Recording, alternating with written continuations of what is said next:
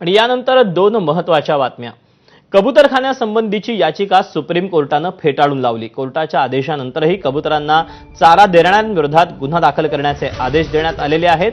तर दुसरीकडे महादेवी हत्तीनेला कोल्हापुरात आणण्यासंदर्भातल्या दाखल केलेल्या याचिकेवर आता सुनावणी गुरुवारपर्यंत लांबणीवर गेली आहे। महादेवीला वनतारामध्ये जबरदस्तीने नेल्याचा युक्तिवाद नांदणी मठाकडून करण्यात आला, तर या संदर्भात गुरुवारी सुनावणी होणार असल्याचं सुप्रीम कोर्टाने सांगितलं।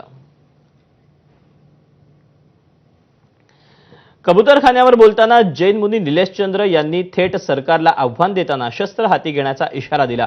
जैन मुनींच्या या वक्तव्याशी सहमत नसल्याचं मुंबईचे उपनगरचे सहपालकमंत्री मंगल प्रभात लोढा यांनी सांगितलं आहे।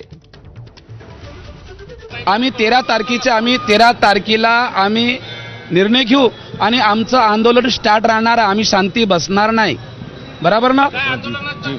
अनशन आम्ही शांतीप्रिय आहे, आम्हाला शस्त्र उचलायची काम नाही आहे। आमचे शांतीनाथ दादा आम्ही शांतीनं करू। काही शस्त्र जे लोक शस्त्र होते आमचे लोक नव्हते, परंतु आम्ही शस्त्र उचलणार नाही। यदि जर जरूरत पडली आम्हाला आम्ही शस्त्र पण उचलू।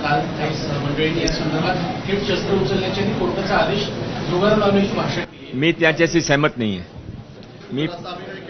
मी 1 मिनिटामध्ये सांगितलं, मी त्याच्याशी सहमत नाही आहे।